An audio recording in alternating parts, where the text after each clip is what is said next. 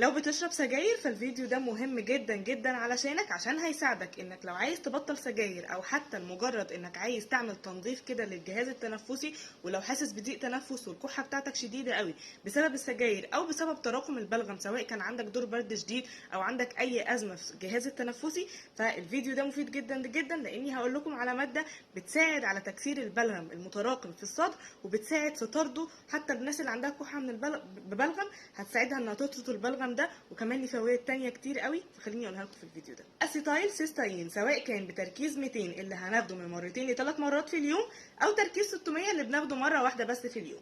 الماده دي بتساعد في تكسير البلغم المتراكم، فبتسهل من عمليه طرده، سواء كان الشخص مدخن او بيعاني من كحه ببلغم او خارج من دور برد شديد جدا. وبيستخدم كمان في حالات الالتهاب الرئوي، لان ده بيساعد على تنقيه الجهاز التنفسي.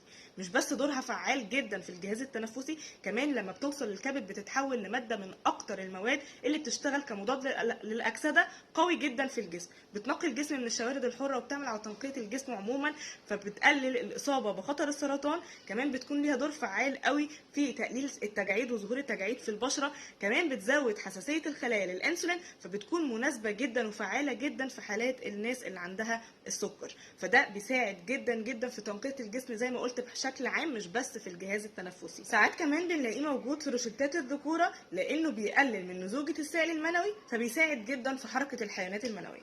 زي ما قلت في اول الفيديو، في منه تركيزين، تركيز 200 وتركيز 600. هو عباره عن اكياس فواره بنحط كيس منهم على نص كوبايه ميه وبنشربها. لو تركيز 600 فبيكون مره واحده بس في اليوم، ولو تركيز 200 بيكون من مرتين ل3 مرات في اليوم على حسب الحاله. وزي ما قلت، لو انت مريض سكر ما تنساش تستشير طبيبك قبل ما تقرر تاخد جرعه. وبس كده، استنوني في فيديو جديد او معلومه جديده من اسئلتكم.